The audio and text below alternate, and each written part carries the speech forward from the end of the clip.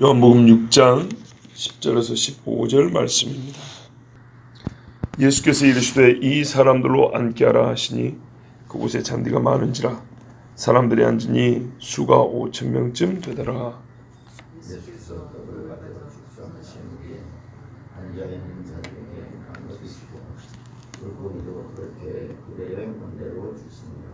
그들이 배부른 후에 예수께서 제자들에게 이르시되 남은 조각을 거두고 버리는 것이 없게 하라 하시므로 이에 그분이 보리떡 5개와 콩나물 조각을 12가구니에 쳤더라. 그 사람들이 예수께서 행하신 이 표적을 보고 말하되 이는 참으로 세상에 오실 그 선지자라 하더라. 그러므로 예수께서 그들이 와서 자기를 억지로 인근으로 삼는 줄 아시고 다시 혼자 살고 떠나가시니라. 아멘. 안드레가 그랬거든요. 그러나 그것이 이 많은 사람에게 얼마나 되겠사옵나이까.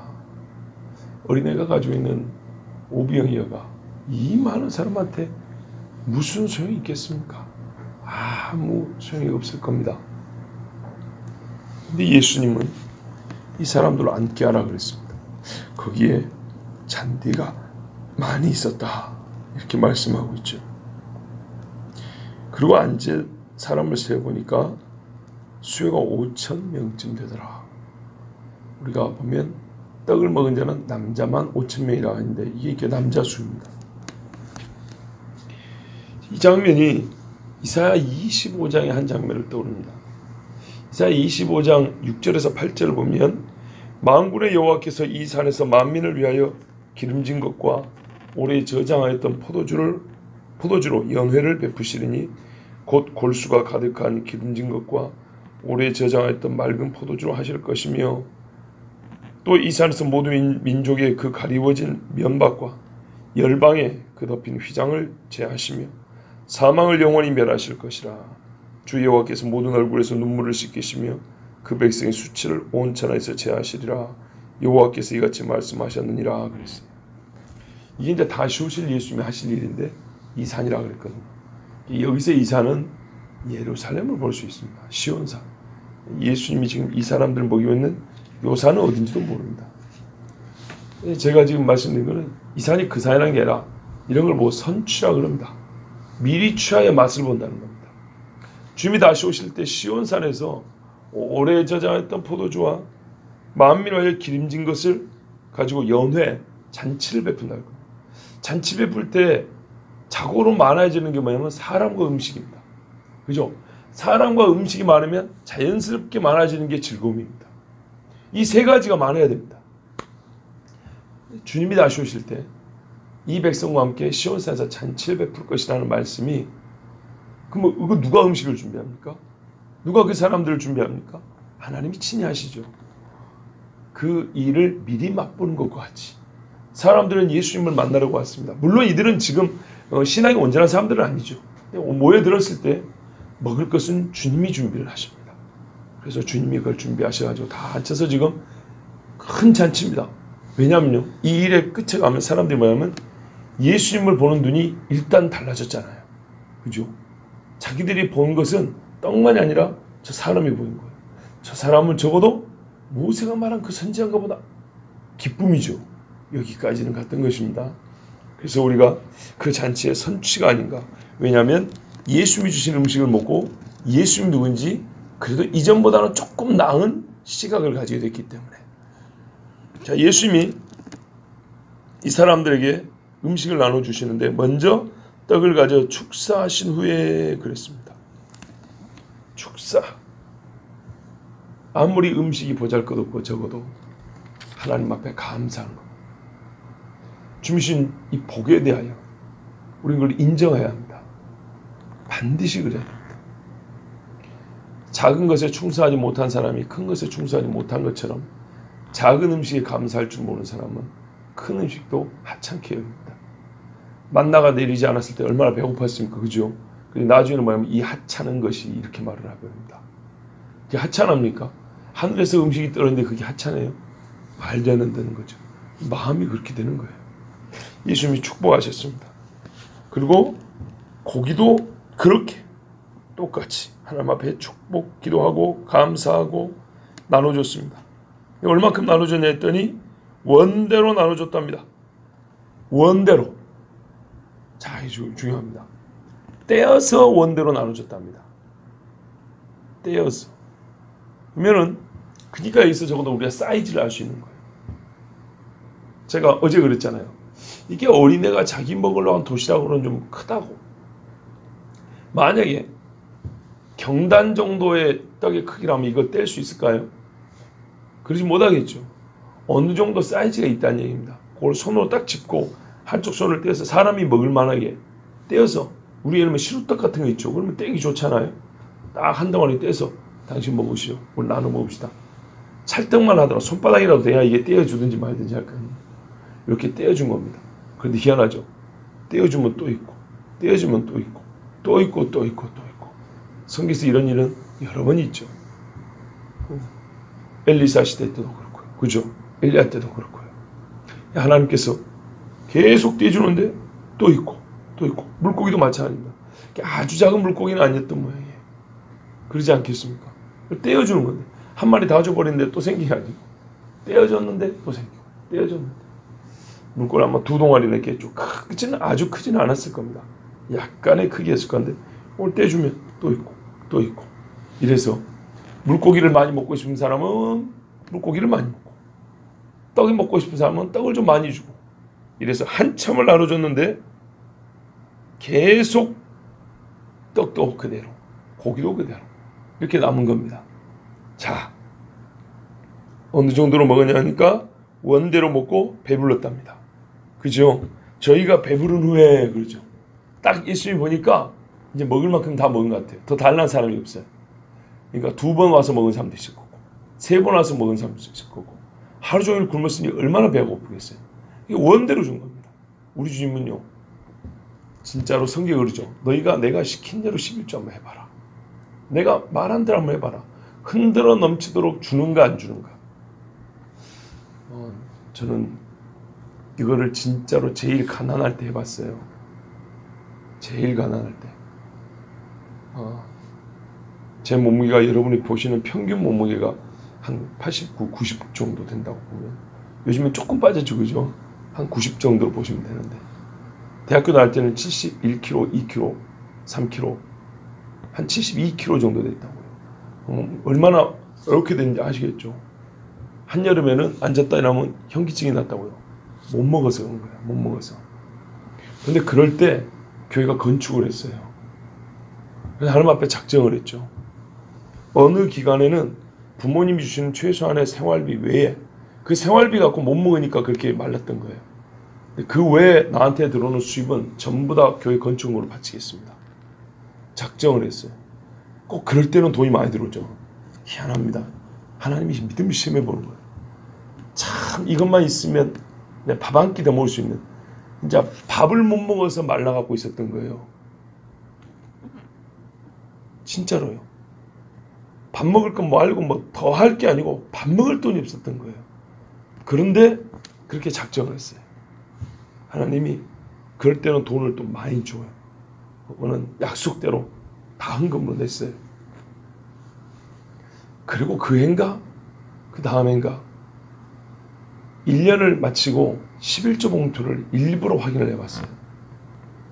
내가 올해 하나님 앞에 11조를 얼마 했을까?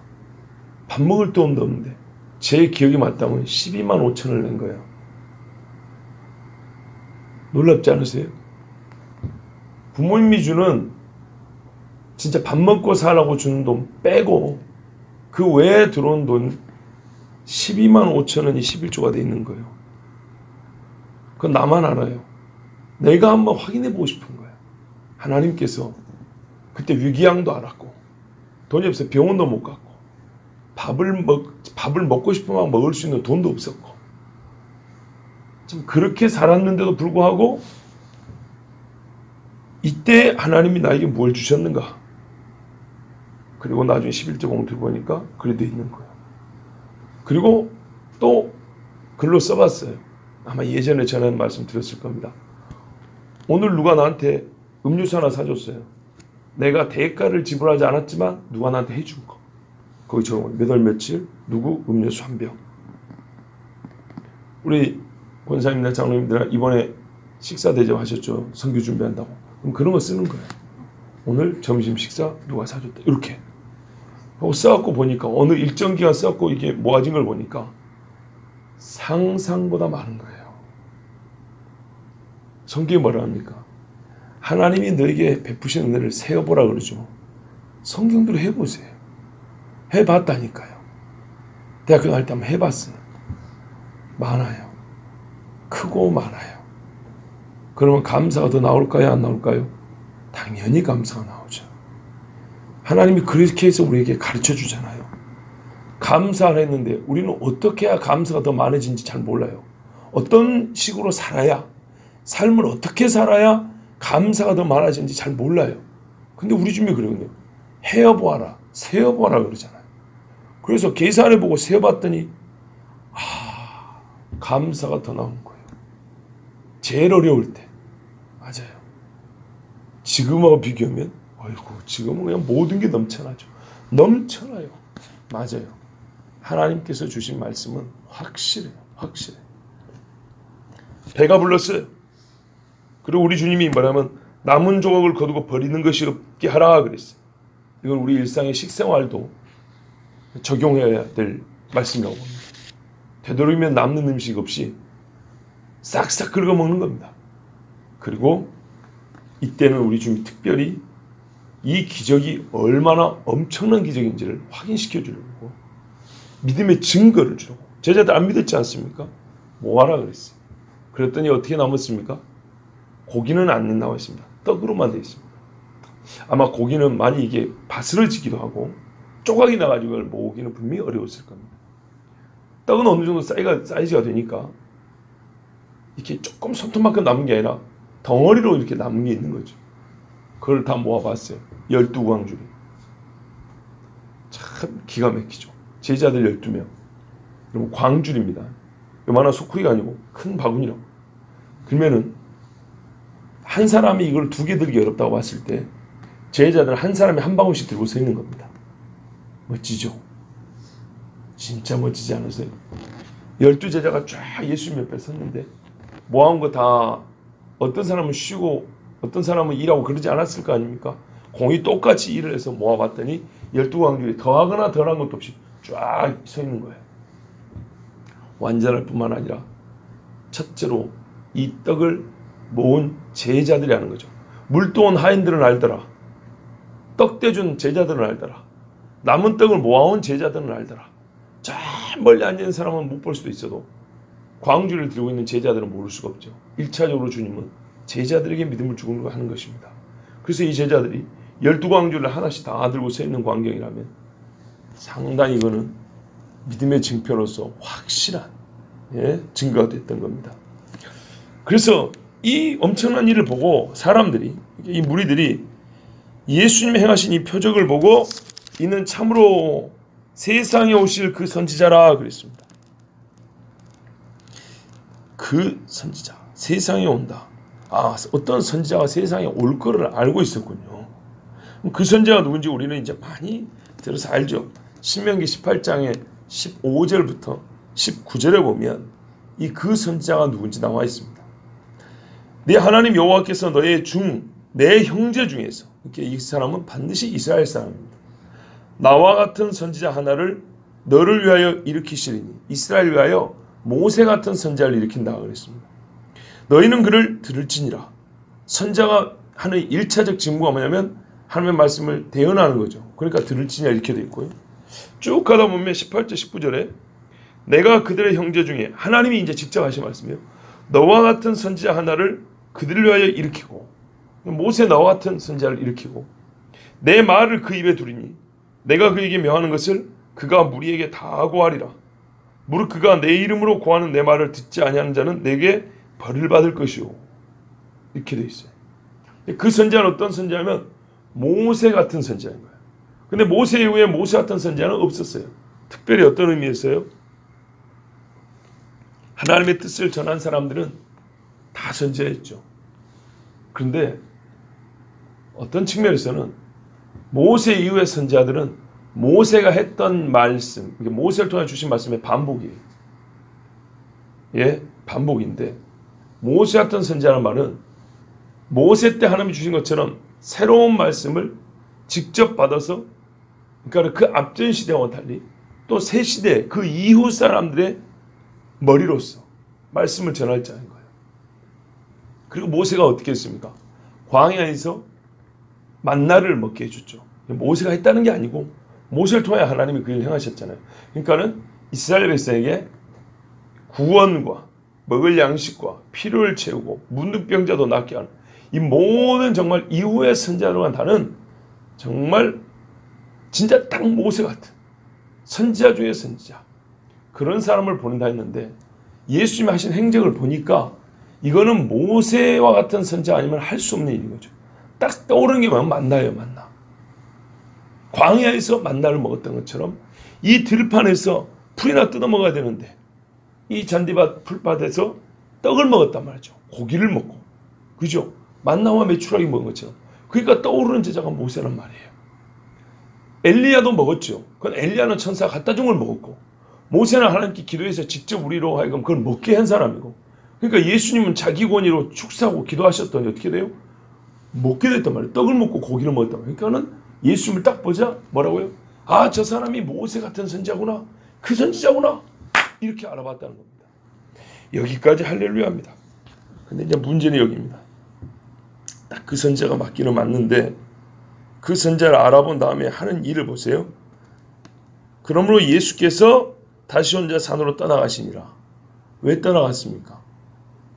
저희가 와서 억지로 잡아 임금 삼으려는 줄 아시고. 아니, 예수님이 임금 아닌가요? 여기서 오늘 이 사건에 정말 뭐랄까요? 하나님이 우리에게 가르쳐주고 싶은 두 번째 중요한 사실이 있습니다. 진짜 떡을 먹이셔서 그 선지자라는 것을 우리에게 나타내신 예수님이 누군지를 우리에게 가르쳐주고, 두 번째는 예수님 옆에 있던 사람들 이야기입니다. 우리가 바로 그 사람들 아닙니까? 그죠? 입장으로 보면 예수님을 만날 수 있었던 그 사람을 보면 우리가 무엇을 잘못하고 있는지 또는 우리가 어찌해야 될지를 알 수 있습니다. 예수님은 항상 똑같지요. 이 사람들이 하고 싶은 것은 억지로 잡아 임금 삼으려 했습니다. 여러분, 이 말이 이해가 됩니까? 선지자는 임금이어야 합니까? 선지자가 언제부터 왕이 되어야 했습니까? 그들의 조상들도 한 적이 없는 일입니다. 모세를 왕 삼으려 한 적 없잖아요. 그렇죠? 최고의 선지자 모세를 보고도 당신이 가나안에 가면 우리의 왕이 되소서 이런 말 한 적 없고 못 죽여서 안달했단 말이죠. 그런데 선지자를 왕으로 삼으려 하다니요. 엘리야를 왕으로 삼으려 했던가요? 아니죠. 예레미야를 왕으로 삼으려 했던 아니란 말이에요. 근데 왜 여기는 선지자를 보고 왕으로 임금으로 삼으려고 합니까? 신명기 말씀에는 너희는 그 선지자의 말을 들으라 그랬어요. 근데 이 사람들은 억지로 임금 삼으려 했다고 보니까 그 선지자인 예수님은 왕 되기를 원하지 않았다는 얘기죠. 그렇죠. 예수님이 이스라엘 임금이 아닌 건 아니지만 이 찰나에 이때는 아닌 거예요. 이런 식이 아닌 거예요. 자, 여러분, 억지로 그랬으니까 분명히 이 사람들은 선지자의 말을 들은 것이 아니고 말을 안 들은 겁니다. 그렇죠? 그 선지자의 말을 들으라 그랬는데 예수님을 그 선지자로 알았지만 예수님의 말을 들을 생각은 안 하고 억지로 자기들 하고 싶은 일을 하려고 했던 거예요. 근데 그 하고 싶은 일이 뭔가 했더니 임금 삼으려고 하는 거예요. 그 말은 이스라엘 사람들이 예수님에 대하여 그가 누군지 알고 싶은 만큼만 알았다는 뜻입니다. 성경에 모세처럼 나타나는 그 표정을 행한 자가 모세 같은 선지자라는 걸 알았어요. 근데 그 다음에 뭐냐면 너희는 그의 말을 하는데 이 뒷부분을 잘라버린 거예요. 예수님의 말을 들을 생각은 안 했어요. 성경이 말하는 그 선지자는 원래 하나님께서 진리와 생명을 전하러 보내신 자, 곧 메시아잖아요. 그러므로 이 사람들은 오직 메시아의 말씀을 들음으로 구원을 얻을 것인데 이 사람들은 메시아의 말을 들어야 된다.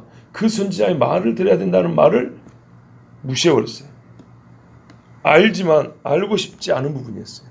무슨 말이냐면 예수님이 메시아인 것 같긴 한데 여기까지는 알지만 그 다음에 메시아에 관한 주님의 설명, 그와 관계되는 명령은 알고 싶지 않았어요. 그래서 안 들어버렸어요. 그 뒤로.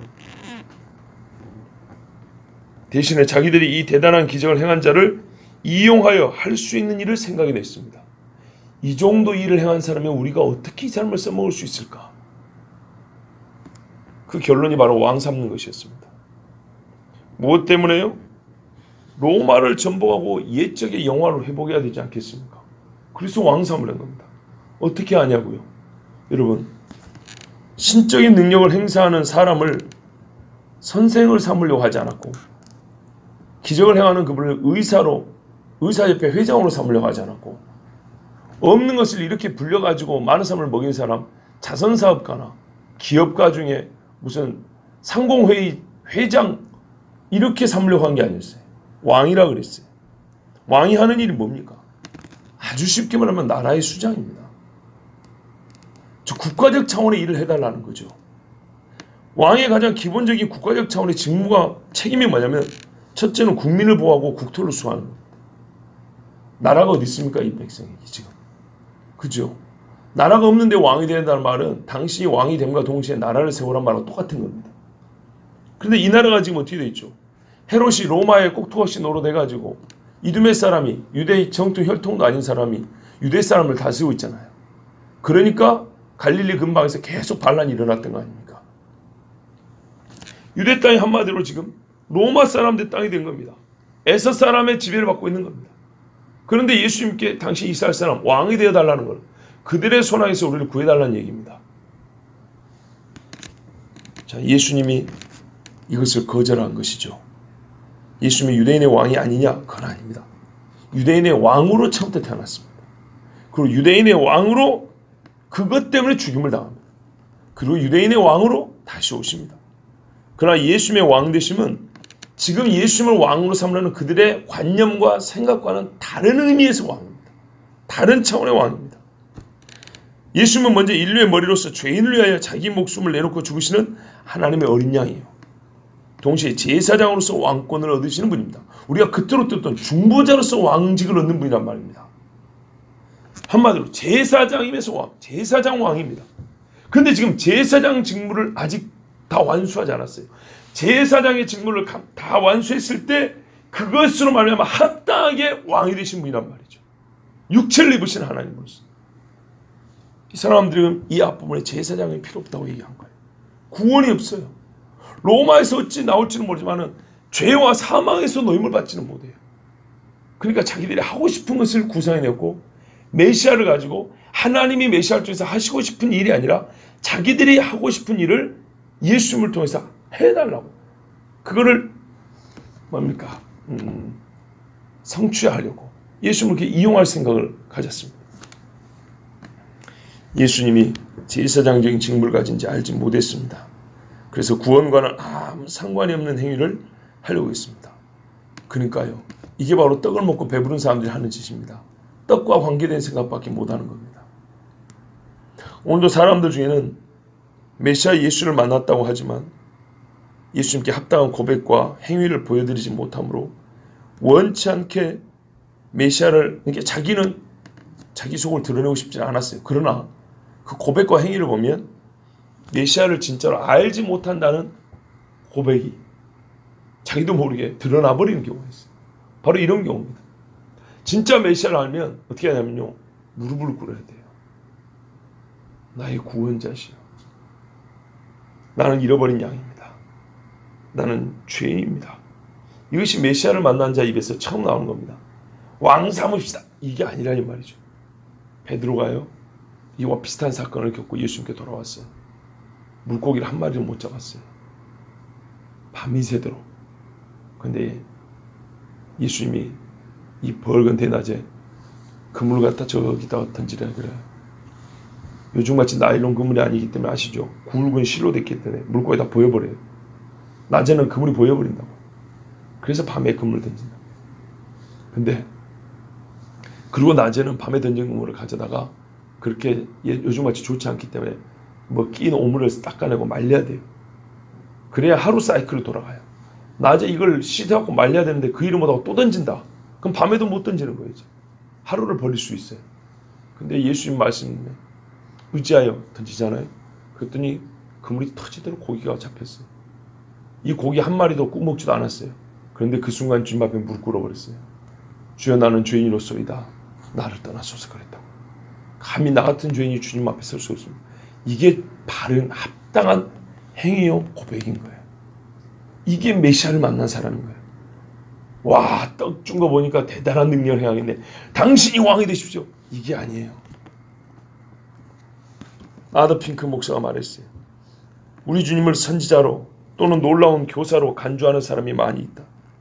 그러나 그들은 다가올 진노, 즉 그들이 전적으로 받아 마땅한 심판을 피해 달아날 은신처로서, 즉 피난처로서 그들에게 그가, 그 예수님이 필요하다는 것을 결코 깨닫지 못하고 있다.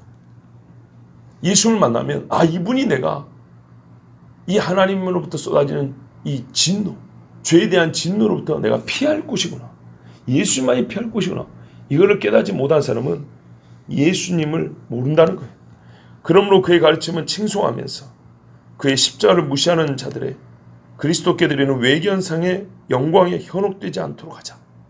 십자가도 모르면서 오 주의 영광 받으소서 왕이시여 이런 사람들의 말에 현혹되지 말라는 거예요. 오래전 사람에게 이는 참으로 세상에 오실 그 선지자라고 선포한 말이 이렇게 지금 이 말입니다. 이렇게 이야기했던 사람들이 그들이 사망에서 생명으로 옮겨졌다는 증거가 되지 못하였듯이 당신은 세상에 오실 참으로 그 선지자입니다 했지만 이 말이 그들이 구원받았다는 증거가 못 됐다는 거예요. 왜요? 예수님이 누군지 못 알아봤기 때문에. 이 정도 말을 갖고 구원받았다고 할 수는 없다 그 말입니다. 오늘날에도 그리스도를 부처나 마호메트처럼 위대한 선각자라고 말하는 것은 그들이 구원되었다는 증거가 되지 못한다 그랬습니다. 예수님은 사람들의 그럴듯한 말에 속지 않으십니다. 우리가 이미 읽었던 2장 24절 25절에 보면 예수는 그의 몸을 그들에게 의탁하지 아니하셨으니 이는 친히 모든 사람을 아시며 또 친히 사람의 속에 있는 것을 아심으로 사람에 대하여 아무 증거도 받으실 필요가 없습니다 그랬어요. 예수님이 신성의 능력으로 이 무리들의 생각을 다 알고 계셨어요. 그들의 말에 일말의 가치도 두지 않았어요. 그래서 혼자 떠나 산으로 가셨습니다. 마태복음이나 마가복음에는 예수님이 기도하러 가셨다 이렇게 되어 있습니다. 사람의 유혹을 이기셨지만 이거 떠났지만 들어버린 말이 머릿속에서 계속 되뇌이죠. 우리가 현장에서 이겼지만 애들도 무슨 영화를 보거나 우리도 그렇잖아요. 드라마 하나 보거나 뉴스 하나 보면 이 자꾸 영상이 머릿속에 뱅글뱅글 돈다고요. 무서운 옛날 전설의 고향 보면 그렇잖아요. 잠을 못 자고. 예수님은 또 사람이었기 때문에 그 현장에서는 뿌리치고 하고 이겨냈지만 이 마음속에 들어있는 것들 이걸 완전히 제거하고 하나님 앞에 정말 다시 사명을 감당해서는 기도하러 가셔야 될 필요가 있었어요. 이게 우리 믿음의 사람들이 유혹을 현장에서 이겨내고 완전히 이기기 위한 방법입니다. 기도하는 겁니다. 자, 여러분 생각해 보십시오. 6월절에 가까운 지금 예수님은 광야에서 만나를 먹었던 일, 메추라기를 먹었던 일을 떠오를 수밖에 없는 엄청난 기적을 행하셨습니다. 자기에게 나온 모든 백성을 먹이셨습니다. 이 떡을 먹고 유대인들은 예수님을 왕으로 삼으랬습니다. 근데 철저히 자기들의 이익을 위하여 그랬습니다. 그러나 예수님은 그 생각 자체를 거부했습니다. 거부한 건 뭐냐면 자기가 왕이라는 걸 거부한 게 아니고 왕을 삼으려는 지금의 이 마음들을 거부한 겁니다. 진짜 예수님을 왕을 삼으면 어떻게 되냐면 십자가에 달린 예수님 보고 나의 왕이여 하고 무릎을 꿇어야 되는 겁니다. 아시겠죠? 이렇게 왕을 삼는 것은 잘못 세우는 겁니다. 잘못하는 겁니다. 예수님은 유대인의 왕되기를 거부한 것이 아닙니다. 문제는 하나님의 속성과 뜻에 부합하는 원리와 방식이 있는 겁니다. 하나님은 그분의 공의와 또 이스라엘의 구원을 동시에 이루는 일을 통하여 예수님을 유대인의 왕으로 세우십니다. 십자가를 보십시오. 그게 하나님께서 자기 아들을 왕으로 세우는 방식입니다. 우리가 십자가 예수를 보고 나의 왕이라고 고백하지 우리가 어디서 예수님을 왕이라고 고백하게 됐습니까? 예수님께서 자기 백성의 죄를 지고 대신 죽는 것, 6월절 어린 양으로 자기 몸을 내어주시는 일을 통하여 유대인의 왕이 되십니다. 왕되는 길이 바로 그 길입니다. 그 길.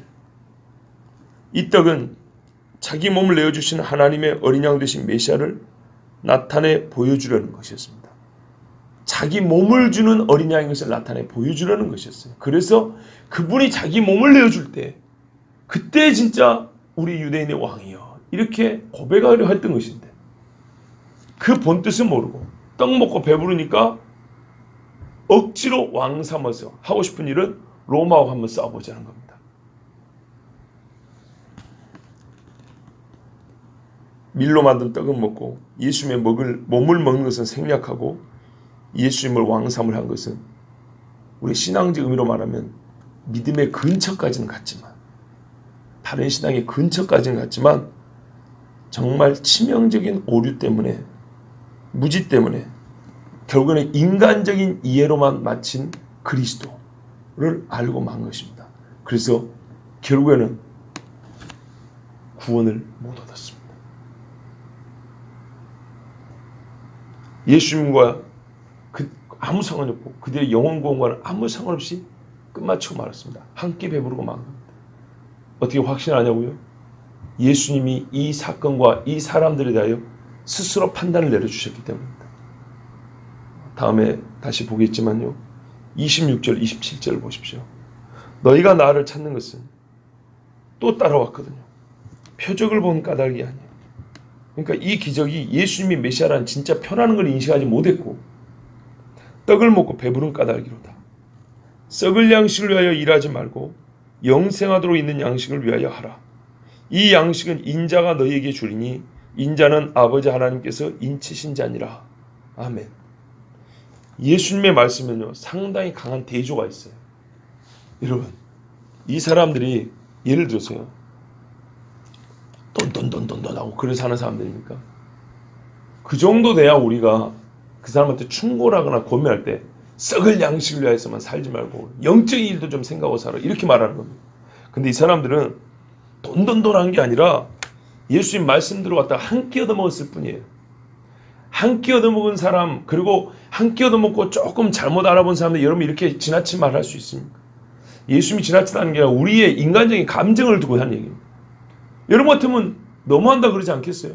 아니 뭐 한 끼 얻어먹고 뭐 온 거 가지고 막 썩을 양식을 위하여 일하는 뭐 내가 뭐 일생에 뭐 썩을 양식밖에 모르고 사는 사람처럼 그렇게 취급하시냐고 그러지 않겠냐고요. 근데 예수님은요 그렇게 표현을 한 거예요. 아주 엄하게 한 거고요. 크게 대조를 시켰어요. 딱 한 끼 줘놓고도. 여러분 예수님은 사람의 속을 알지요. 이 한 끼가 그렇게 중요했던 겁니다. 그냥 밥 한 끼 집에서 대접한 얘기가 아니고 표적이었기 때문입니다. 예수님을 누군지를 나타내주는 이게 내가 먹는 자리에 지나가는 사람 숟가락을 던져서 와서 밥 한 끼 먹고 하시오 이래서 배를 불려준 게 아니고 기적을 행해서 배를 불려줬기 때문입니다. 그렇기 때문에 이 기적은 표가 된 것입니다. 이 표를 못 알아본 것은 미안하지만 다른 일 해줘도 못 알아봅니다. 그러니까는 기껏 해봐야 어떤 사람밖에 아니야 썩을 양식을 위해 일하는 사람밖에 안 되는 겁니다. 진짜 밥이나 얻어먹으려고 따라오는 사람처럼 취급해버렸습니다. 실상이 그랬던 겁니다. 영생하도록 있는 양식은 완전히 무지하다는 것은 진짜 썩을 양식밖에 몰랐다는 말입니다. 그리고 예수님은 동시에 자기가 인자라고 밝히셨습니다. 우리가 인자로서는 예수님에 대해 아무것도 몰랐다는 겁니다. 인자는 누굽니까? 에스겔서나 다니엘서에 본 대로 왕권을 가지고 오셨으나 완전한 하나님이요 완전한 사람이요 이사야서에 말한 대로 자기 몸을 찢어 피 흘려 자기 영혼을 속건제로 드려 우리를 구원할 하나님의 종으로서 온 사람 그를 인자라고 합니다. 이 사람들은 인자로서 예수님을 몰랐다는 말이 예수님의 말에 포함이 되어 있습니다. 인자로서 예수님을 모르고 예수님이 주는 떡을 얻어먹었다는 너희는 아무리 많이 쳐져와야 썩을 양식을 위하여 일하는 사람밖에 안 된다는 얘기입니다. 이건 예수님의 표현법이고 예수님의 판단입니다. 예수님은 이런 사람들에게서 영광을 취하지 않습니다. 당신이 그 참 선지자로서이다 해봐야 이거는 이 말로는 예수님이 영광을 취하지 않습니다. 오직 주를 인자로서 알고 받아들이는 자들에게만 영광을 취하시고 그들이 떡을 먹고 배부른 것이 아니라 이제는 떡보다 귀한 뒤에 하늘에 만날 수 있음이야기 나옵니다. 요 이야기를 이 사람들이 못 받아들인단 말이에요. 그래서 떡만 먹고 떠나버렸다 그 말입니다. 이제 예수님이 이 말씀한 다음에 한 번 더 확인을 해줍니다. 어떤 의미에서는 테스트고요. 한 번 더 자기를 가르쳐줍니다. 너희 조상들은 광야에서 떡을 먹고 배불렀으나 다 죽었다. 너희가 지금 잔디밭에서 떡 먹었지만 너희는 결국 다 그렇게 된다는 겁니다. 그런데 하늘로서 내려온 떡이 있으니 그 떡을 먹으면 영생을 얻으리라. 그 떡이 나다. 결론 이 말을 해주려고 한 건데 이 사람들은 여기서 유월절 양으로서 자기 몸을 찢기신 예수님을 받아들이지 않고 떠나버렸다는 얘기입니다. 그러니까 썩을 양식을 위하여 일할 뿐이고 인자로서 예수님을 모르는 겁니다. 여러분, 오병이어의 기적을 맛본 사람은요 반드시 예수님이 인자 곧 우리를 위하여 자기 몸을 찢기실 유월절 하나님의 양된 걸 알아야 되고요. 그 신앙 고백이 나와야 합니다. 이 떡을 먹고 배불러서 좋다는 게 아니라 이 떡이 내 앞에서 계속 나오는 그 순간, 물고기가 그물이 찢을 정도 잡힌 걸 보는 순간 무릎 꿇고 이걸 꼭 먹지 않아도 그 순간 주여 나는 이 떡을 먹을 자격도 없는 정말 철저한 죄인입니다. 이렇게 무릎을 꿇어야 그 사람이 진짜 영생을 얻도록 주는 양식을 먹는 사람인 것입니다. 예, 우리가 그렇게 주님 앞에서 영생하는 양식을 얻어먹고 구원받은 사람이고 또 그래서 주님 앞에 기도하며 나의 사랑하는 형제자매들이 역시나 같은 양식을 먹고 구원 얻기를. 썩을 양식은 내가 주지 않아도 다 자기들이 알아서 먹고 삽니다. 근데 진짜 영생하도록 우리를 먹이시는 예수 그리스도의 몸과 그 흘린 피는 먼저 그것을 맛본 사람들이 뭐라고 예수님이 너희가 떼어 나눠 주어라 그랬다고요.